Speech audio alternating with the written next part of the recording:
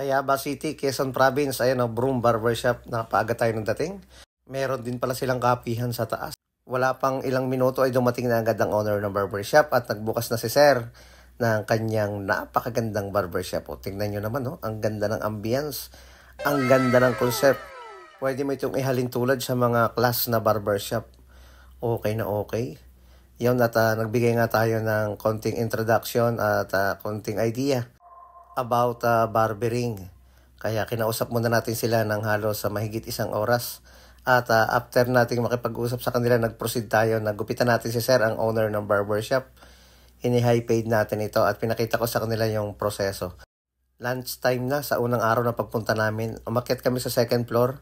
Kay Sir din na negosyo ito. Ang ganda ng place. Suwabe-suwabe, oh. Parang nasa garahe ka lang. May mga vintage item dito, mga lumang gamit na naka-display. Ayun, oh. And then dumiretso na tayo sa third floor pagkatapos natin kumain. Kay Sir din yung third floor. Yung ibaba, barbershop. Second floor snacks. Tapos dito sa taas, kapihan. At syempre, ang setup din ito, napakaganda rin kung ano yung setup sa second floor. Meron siyang terrace. Sa mga mahilig magkape dito sa Tayabas, Quezon, magpagupit muna kayo sa ibaba and then magkape kayo dito sa taas. Magmerienda kayo, merong mga pagkain dito na pwede nyong i-enjoy. Ayun, no? Okay na okay dito sa taas. Sa mga mahilig pumasyal dito sa Tayabas, dayuhin nyo itong Broom Barbershop. And then sa taas, may mga kapihan at mga kainan. Okay? Balik tayo sa baba at magtuturo tayo kung paano yung mga iba't ibang pamamaraan sa tamang pagsishampoo. At syempre, ginupitan na rin natin yung mga barbero. At pinakita natin yung mga iba't ibang technique. Saka syempre yung kanilang receptionist ay isinama na nating turuan kung paano yung tamang pagsishampoo ng ating mga client. Ay, yun, no? Ipinakita rin natin kung paano i-blower yung ating client. Yung mga beginner barbers ay binigyan natin ng mga karagdagang kaalaman. Laking bagay na makapag-share tayo ng skills para sa kanila. Binisita natin yung ating tutulugan sa unang gabi. Ito, ang ganda.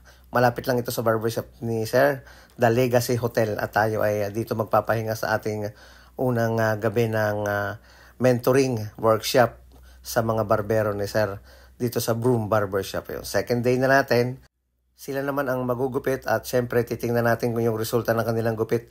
At doon ay bibigyan natin sila ng idea or mas lalo pa nating pagagandahin pa yung kanilang mga gupit. Ipapakita natin kung alin yung mga kailangan nilang ayusin, ma-improve yung kanilang mga gawa, at kung paano yung mga pamamaraan na pwede nilang gawin para maging mas maayos ito.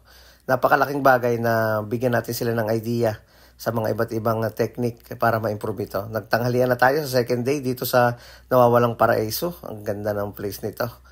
Thank you, Sir, sa inyong treat sa amin sa Nawawalang Paraiso sa kainan ni Paring Abel. Ayun, no?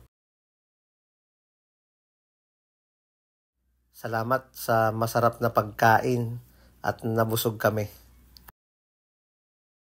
Balik ulit tayo sa barbershop para ipagpatuloy natin yung mga iba pang hindi natin na ituro para sa kanila. Na-guide natin yung 2 barbero sa naluluban ng 2 araw at masaya naman sila. Yun, nagturo din tayo kung paano yung tamang pagsiset up ng pag-aahit, pagtitrim ng bigote at balbas. Tinuro natin sa kanila kung paano magiging mas maayos ito at komportable. Ayun, okay na. Graduation na at kailangan nating permahan yung kanilang mga certificate para sa kanilang 2 days mentoring na ginawa natin. Ayun, para sa unang barbero, para sa pangalawa, at syempre para sa receptionist, meron din siyang certification. Syempre sa owner ng barbershop, kay Sir Joel, may pabaon pa at syempre may certification din ako.